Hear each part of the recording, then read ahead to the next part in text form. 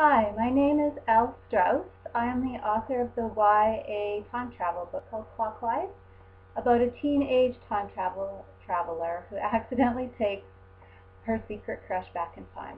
And what I'm going to talk about today is structure. I know a lot of people, when they're writing a book, they get all excited at the beginning, and then they find that they lose steam halfway through and they can't make it to the end.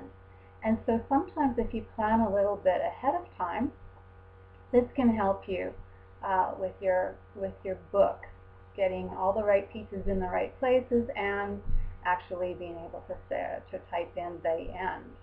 So one way that piece of advice I can give you that might help you is to use the 3-act story structure. Now, if you are familiar with movies, you've probably heard of this, or screenwriters. And so I'm just going to show you this little sketch that I drew, and hopefully you can see it. There's the 3-act story structure. In the beginning of Act 1, there's the inciting incident and the plot point 1, which launches you into Act 2, which is actually twice as long as Act 1 and Act 3. It's actually 2 parts, and in the middle you have something called the midpoint or midpoint reversal, and that ends with a plot point 2. And then at the end of Act 3, you have the climax and resolution.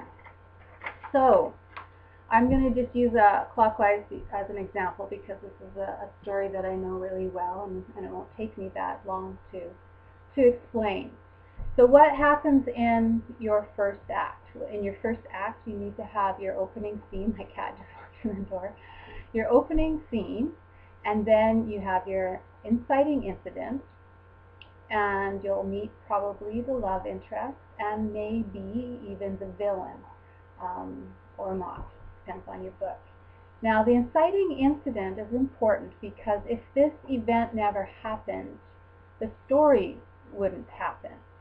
So it's the event that triggers the whole story. So in Clockwise, for instance, Casey, who's a time traveler, she can't control when she goes back in time, and she doesn't go back all the time, except that it seems like in this point in her life she's doing a lot of that.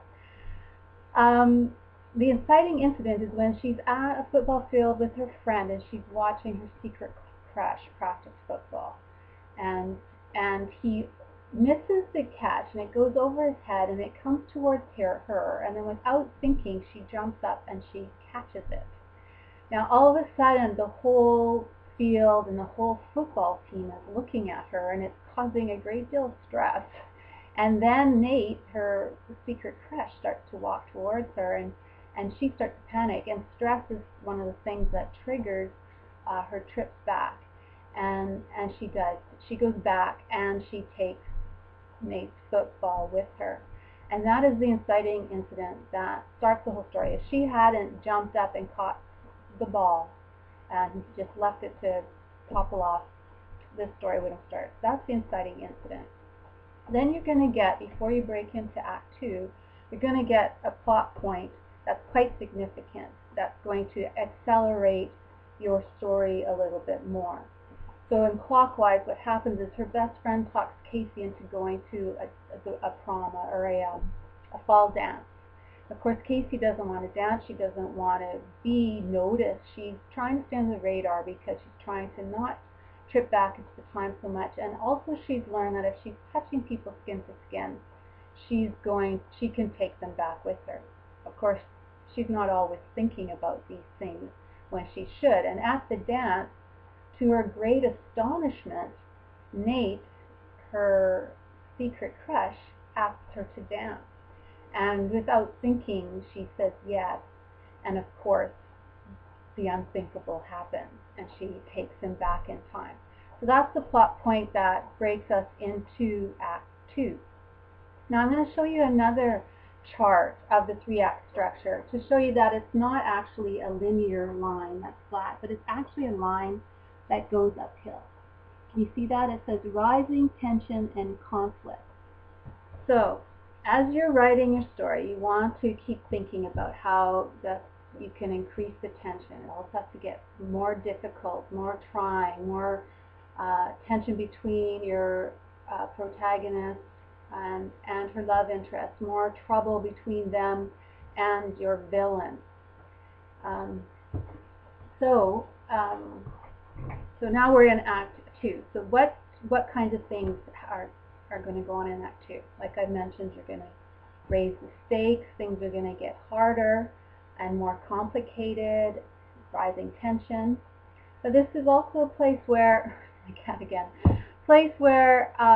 you're going to develop those subplots, because you don't just have one storyline when you're writing a novel. You'll have maybe 2 or 3 subplots as well. And then you're going to hit your midpoint halfway through the story, what can also be called the midpoint reversal, where something really drastic happens to change the direction of how your story is going. So for instance, in Clockwise, in the midpoint, all the way up to this point, Casey and Nate are in the past, and they're in 1860, so they can't, they have to pretend to be brother and sister, because you can't be hanging around with the opposite sex without a chaperone, unless you're siblings. And so they work for a family on the farm, but there's also this wealthy suitor who has taken a shining to Casey, and it's created all of this weird tension, because Nate is kind of acting strange. He has to be the brother figure, but he's kind of jealous of this new guy, Robert, and Robert's a bit of a slime ball. We're not sure if we like him or not. And Casey's confused by Nate's behavior towards her, because up to now she's been sort of this wallflower, and he's this really popular guy, and they don't run in the same circles. So her fear is that when they get back to the present and get back to school, that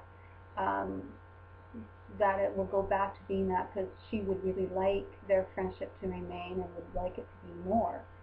And so what happens when they go back and they get back to school the next day, what she fears happens, and Nate, he barely acknowledges her presence. And so her world is shattered now, and she's really distraught.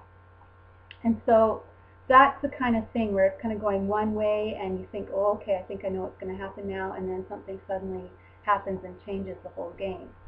And so then when you get to plot point 2, it's kind of like what plot point 1 happens. Something significant happens, and it throws you into the last act. And it's sort of, plot point 2 is sort of the catalyst of, all heck is going to break loose now, and your protagonist, like, all is lost, and it's a dark night of the soul, and there's no way of knowing how this story is going to end up happy. And so then Act 3 is, of course, where the climax happens. There's the encounter with the villain, and the misunderstandings, and everything's, a waste and a wreck. And then it resolves, and the story resolves, and we have a satisfying ending. Okay, actually here it has a visitor. This is Biff. Biff is my muse. He helps me to write.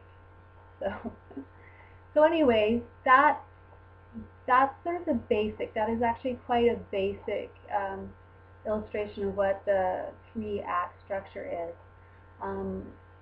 I do also have some how to write tips on my blog, where I cover in more detail about the inciting incident and the plot points, midpoints, and also other writing tips as well about character and pacing and voice and stuff. So if you'd like to visit me at my blog, it's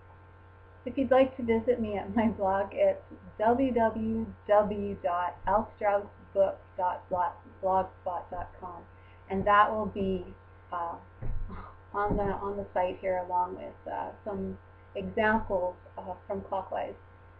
So thank you for having me today. I really hope that you're inspired to go back to your book and plot out your different themes and get through to the end.